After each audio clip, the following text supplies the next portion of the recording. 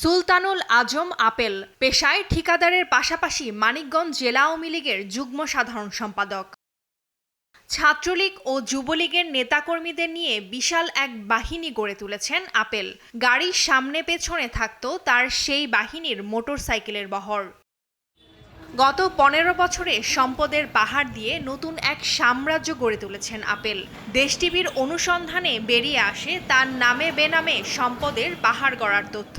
অভিযোগ রয়েছে সাবেক স্বাস্থ্যমন্ত্রী জাহিদ মালিকের আস্থাভাজন হয়ে আওয়ামী লীগ সরকারের আমলে জেলার সকল টেন্ডার বাণিজ্য সহ নানা অপকর্ম নিয়ন্ত্রণ করতেন তিনি।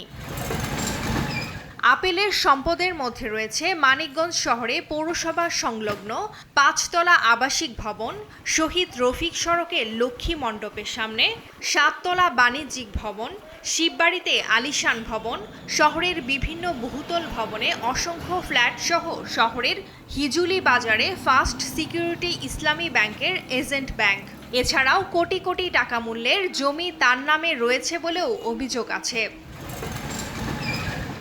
সুজনের সাধারণ সম্পাদক মনে করেন, তদন্তে দুর্নীতির প্রমাণ মিললে সেই সম্পদ সরকারি কোষাগারে নেওয়া দরকার।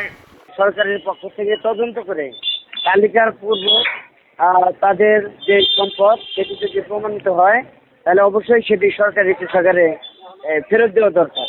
এদিকে যারা দুর্নীতির মাধ্যমে সম্পদের পাহাড় গড়েছেন তাদের তদন্ত করে আইনের আওতায় আনা হবে বলে জানান জেলা দুদক। দুর্নীতির মাধ্যমে জ্ঞাত আয় বহির্ভূত সম্পদ যদি কেউ উপার্জন করে থাকে তাদের আইনের আওতায় এনে তাদের বিচার হওয়াটা আমার দুদকও কামনা করে, দেশবাসীও সেটা চায়। যদি মানিকগঞ্জে এইরকম কোনো ঘটনা ঘটে থাকে, কেউ যদি মানিকগঞ্জের এইরকম মানিক হয়ে থাকে তাহলে তাদেরও বিচার হওয়া উচিত। আপেলের সম্পদের উৎস কি তা যাচাইয়ে দুদক গোয়েন্দা সংস্থা সহ রাষ্ট্রপ্রধানের হস্তক্ষেপ চান এলাকাবাসী। নিউজ ডেস্ক, দেশ টিভি।